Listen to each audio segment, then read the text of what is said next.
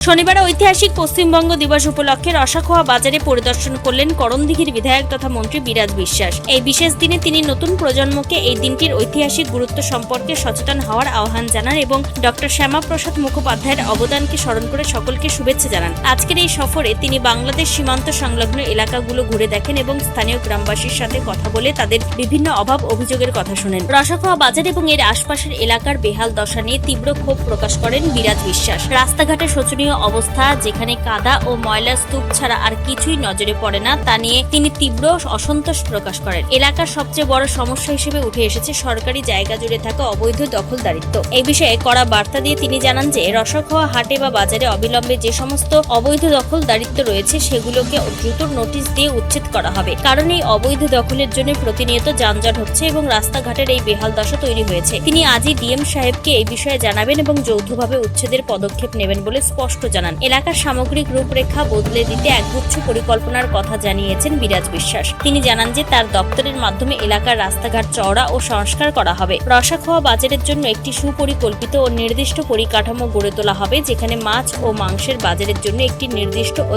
পরিচ্ছন্ন জায়গা চিহ্নিত করে থাকবে। বাজারের সমস্ত ময়লা আবর্জনা যাতে লোকালয় বা মাঠের মধ্যে না ফেলে নির্দিষ্ট স্থানে নিষ্কাশন করা যায়, তার সঠিক ব্যবস্থা নেওয়া হবে। এর পাশাপাশি রসাখোয়ার একটি সুন্দর পুকুরকে চিহ্নিত করে সেটি সৌন্দর্যায়ন করা হবে। মাঠের আবর্জনা পরিষ্কার করে শিশুদের খেলার উপযোগী করা হবে এবং গ্রামবাসীদের দীর্ঘদিনের দাবি মেনে শ্মশানঘাটের সমস্যা দ্রুত সমাধান করা হবে। এলাকায় শৃঙ্খলা ফিরিয়ে আনতে এবং সাধারণ মানুষের দোরগোড়ায় প্রকৃত উন্নয়ন পৌঁছে দিতে তিনি অত্যন্ত আশাবাদী। এদিন সংবাদ মাধ্যমের মুখোমুখি হয়ে কি জানিয়েছেন করণদিঘির বিধায়ক বিরাজ বিশ্বাস, শুনুন।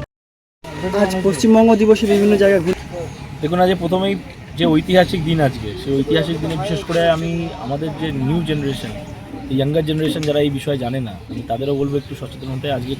আজকের বিশেষ এই ঐতিহাসিক দিনে আমি পশ্চিমবাংলাবাসীকে আমি বলবো অনেক অনেক অভিনন্দন দিব যে ডক্টর শ্যামাপ্রসাদ মুখার্জি যে বাংলাটা ছেড়ে গেছিল, সেই বাংলাটা এখন বর্তমানে তার বিশেষ করে যে পার্টি সে তৈরি করেছিল, সেই পার্টির অধীনে এখন সেই পার্টির উদ্দেশ্যটা একটাই, যে আমাদের বিশেষ করে যে ডেভেলপমেন্ট, যে একদম গ্রাউন্ড স্তর পর্যন্ত সেই ডেভেলপমেন্টটা নিয়ে যাওয়ারই একটাই উদ্দেশ্য।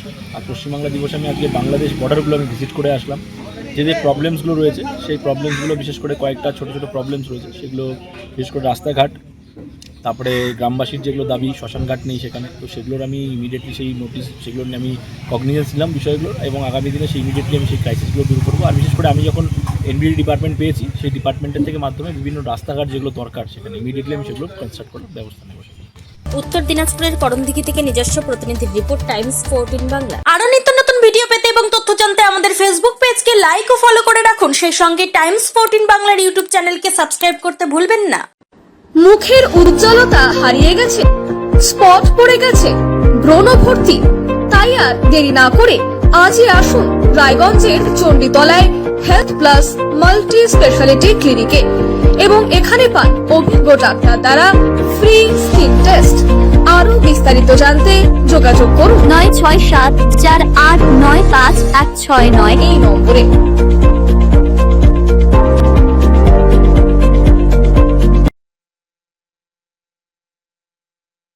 আজ তোমার বিয়ে সাজলো নতুন সাজে,